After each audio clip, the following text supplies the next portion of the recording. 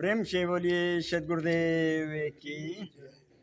आज कबीर साहब के बीजक से एक साखी पर थोड़ा सा निवेदन करना चाहूँगा। हाल जरे जस लाकड़ी, वार जरे जस घास, कबीरा जरे राम रस, जस कोठी जरे कपास। सदगुरु कबीर साहब कह रहे हैं कि ये शरीर खत्म हो जाने के बाद इसका क्या होता है। इसको दाह संस्कार के लिए ले जाते हैं तो इसकी हड्डियां ऐसे जलती हैं जैसे लकड़ी जल रही हो। इसके जिन बालों को संवाल करके इतना बढ़िया बढ़िया सुंदर लगाया था, तरह तरह के सेंटेड वाले तेल, वो घास जैसे जल रहा है। कबीरा जरे राम रस बोले, परंतु राम रस में परोक्ष में जाकर ये जीव या मनुष्य या पथिक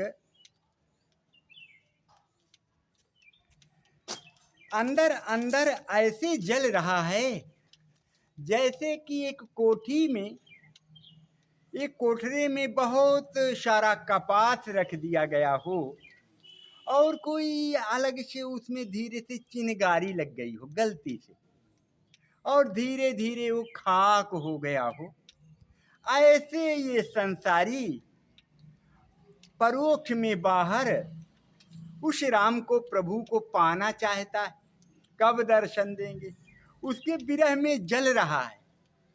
श्याम दर्शन दे दे, राम दर्शन दे दे, तो विरह में पागल हो गया है। इस साखी के माध्यम से सदगुरु जो है इसमें दो संदेशे देते हैं। एक तो शरीर के बारे में कि शरीर क्या है और इसकी सार्थकता, शरीर की विशेषता क्या है, और दूसरा जो है भ्रांत लक्ष्य की निस्सारता पर प्रकाश डालते हैं। जो हमारा लक्ष्य है उसमें भ्रांत लक्ष्य अर्थात बाहर बाहर जो प्रभु को ढूंढते हैं वो भ्रांत लक्ष्य है। लक्ष्य जो है भ्रांत हो गया है, अर्थात बिगड़ गया है। जिस सही रास्ते में जाना चाहिए उसमें न जा करके अलग अलग ढूंढ रहे हैं, बाहर ढूंढ रहे हैं, तो ये भ्रांत लक्ष्य हो गया। तो इसकी निस्सारता पर, दो चीजों पर इसमें जोर दे रहे हैं। एक तो शरीर में, शरीर की विशेषता के बारे में, और दूसरा कि भ्रांति होकर के हम कहाँ उस प्रभु को ढूंढ रहे हैं। पहले लेते हैं शरीर की विशेषता। शरीर की विशेषता क्या है? तो इसको हम इतना जो सजाते संवारते, खिलाते पिलाते, तरह तरह से अच्छे अच्छे पदों पे आसीन हो करके पेट न भरने के कारण गलत गलत करते करते अच्छा किया या बुरा किया, लेकिन सुनिश्चित है सबको मरना। इसको तो टाला जा नहीं सकता। कहते जो भी किया, जैसा भी किया, अच्छा किया या बुरा किया, लेकिन इस शरीर का सुनिश्चित है मरना। तो बोले ये जब मर गया तो हुआ क्या? ये किसी काम आई क्या? इसको घरवाले एक दिन भी घर में रख पाए क्या? अगर कोई उसका बालक बाहर देश विदेश में है तो बड़े मुश्किल से एक दो दिन आइस में, वो बर्फ में लगा करके रख पा रहे हैं, वो भी बड़ी कष्ट के साथ। क्योंकि जब तक वो मिट्टी का अग्निदाह या जो 3-4 प्रकार का दाह है जब तक हो नहीं पा रहा तो सब लोग खाना पीना त्यागे हैं और सब लोग बारी बारी रो भी रहे। कोई आ रहा है, कोई जा रहा है, तो जितने भी आ रहे हैं सब रुला ही रहे। यही ना। एक छोटा सा बच्चा जो है खत्म हो गया किसी का, माई का, तो पड़ोस की माई आई, अरे माँ क्यों रोती हो? ये तो प्रकृति का नियम है। अब अपना होता तो रुकता, ये तो चला गया, अपना था ही नहीं। तो वो माई को थोड़ा ढाढ़स दिलाया तो थोड़ा सा चुप हो गई। दूसरी माई आई तो वो कहती, क्या बताऊं माँ, उस बच्चे की तो आंखें ऐसे जैसे कटोरा थी, कटोरा। तो फिर वो फपक फपक के रोने लगी। तो एक तो चुप करवा रही आ रही है, तो दूसरी माई आ रही कि वो तो ऐसे बोलता था कि कोयल उसके आगे फेल थी। इतनी मीठी भाषा, मीठी मीठे वचन उसके थे। तो ये संसार का ऐसा नियम है। तो मरने से कोई किसी को रोका नहीं जा सकता। अगर मर गया तो चाहे राजा हो और चाहे रंक फकीर, अब दोनों की गति तो एक ही है। या तो अग्निदाह, अग्निदाह किया तो क्या हुआ, आग में जलाया तो हाड़ जो है लकड़ी जैसे जल रहे हैं। जिन बालों को संभाला था, इतना बड़ा बनाया था, क्या क्या डालते हैं आजकल तो पता नहीं, कितना कास्टली क्या क्या उसमें लगाते हैं, वो घास जैसे जल रहे हैं। यही ना। तो पांचों अपने अपने में मिल गए, जल गए, वो राख हो गई, मिट्टी का मिट्टी, सब अपने अपने में मिल गए। ये सौदा अग्निदाह हो गया। अब दूसरा जो है जल में प्रवाह कर देते हैं, करते हैं ना। तो जल में प्रवाह किया तो वहां पर कछुए, सर्प, मछलियां, जितने वहां जीव हैं वो सब भोजन बना लिया, खा लिया। यही ना। तो ऐसे करके इसका ये हो गया विशेषता। और तीसरी, आप पारसियों को देखेंगे तो एक जगह सुनिश्चित करके रखते हैं, वहां पे जाकर के उसको रख दिया जाता है, सब को खुले में रख दिया जाता है। तो उसको कौए, चील, बाज, गिद्ध ये सब आकर के नोच नोच कर खाते हैं, उसको बाहर रख दिया जाता है। 3 और फिर चौथा एक करते हैं, जमीन में गाड़ देते हैं।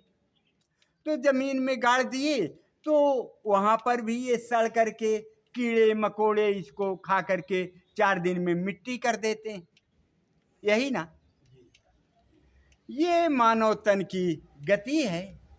लेकिन जो विशेषता है, अगर श्वास रहने तक इसकी विशेषता का थोड़ा भी सद्गुरु सानिध्य की अनुरूपता ले ली जाए, थोड़े से भी वचनों का, तो वाह वाह वाह वाह, मरना तो है। ये गति सबकी सुनिश्चित है, चाहे राजा हो चाहे रंक हो, इसमें कोई दो राय नहीं है।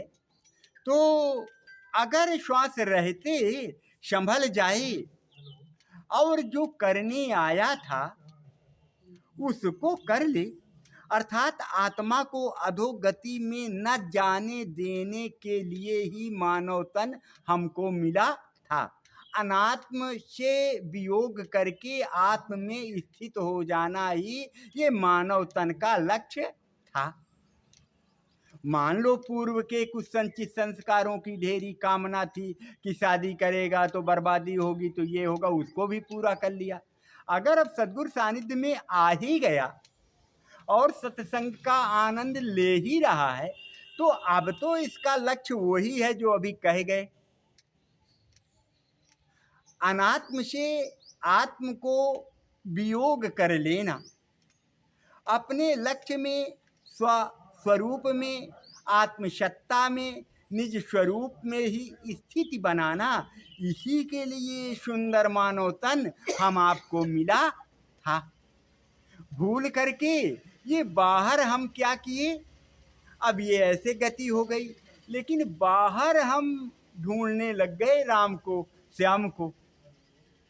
राधे राधे कहो चले आएंगे बिहारी। अब राधे को पटा लेंगे तो कान्हा अपने आप आएगा, कान्हा कहाँ जाएगा। जब राधे को पटाएंगे तो अपने आप कान्हा से वो मिलवा देंगी। यही ना।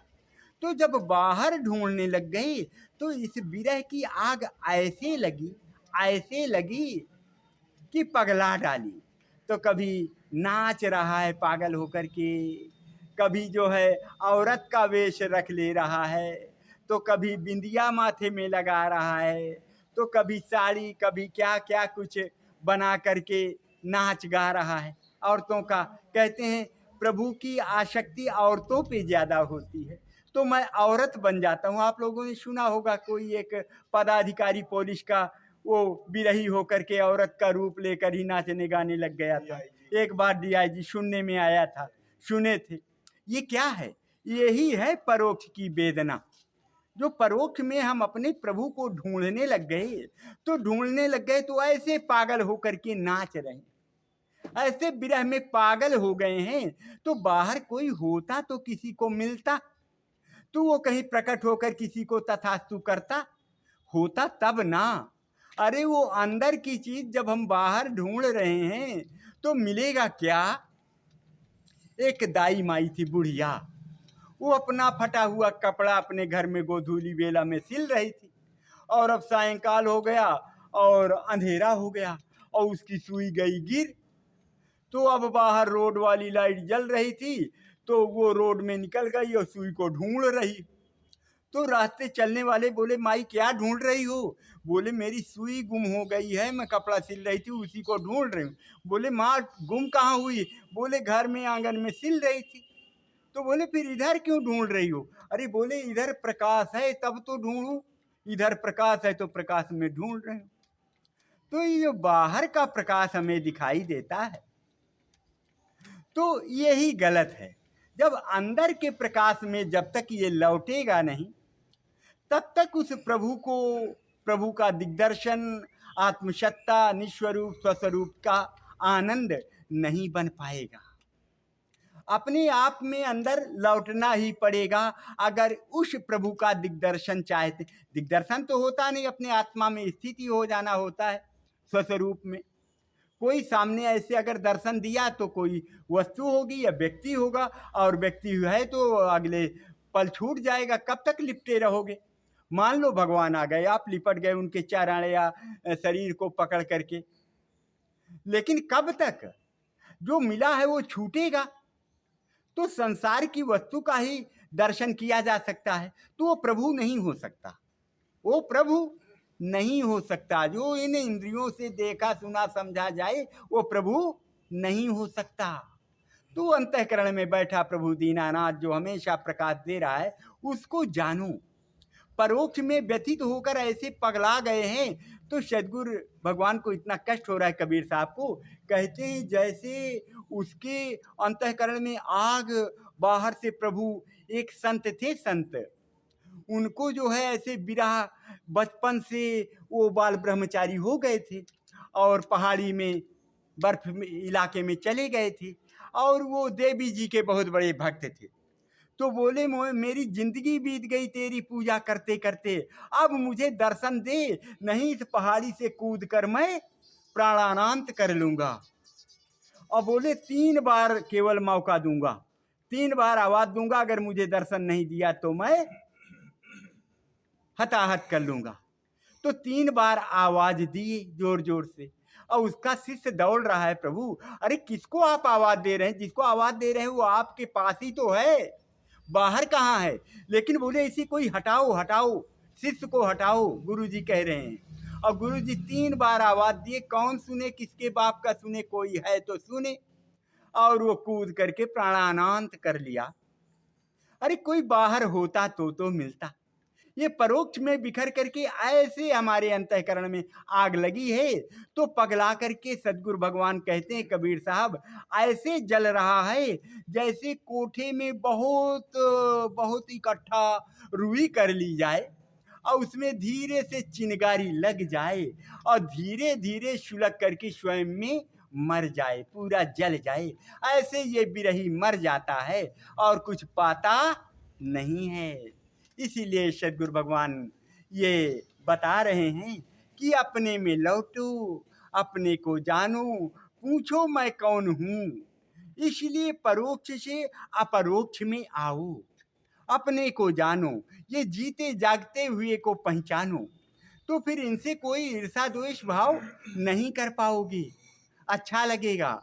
यही सिखाते हैं इस मंत्र के द्वारा कि इसमें ये मानव तन की सार्थकता क्या है और इसका मरणोपरांत कैसा कैसा है। और फिर सिखाते हैं कि हम लोग प्रत्यक्ष परोक्ष में ना उलझें, अपरोक्ष ही हमारा अंतिम रास्ता है। प्रेम से बोलिए सद्गुरुदेव की। अहम शुद्ध चैतन्य ज्ञान स्वरूपम अजर हम अमर हम अखंडम अनुपम।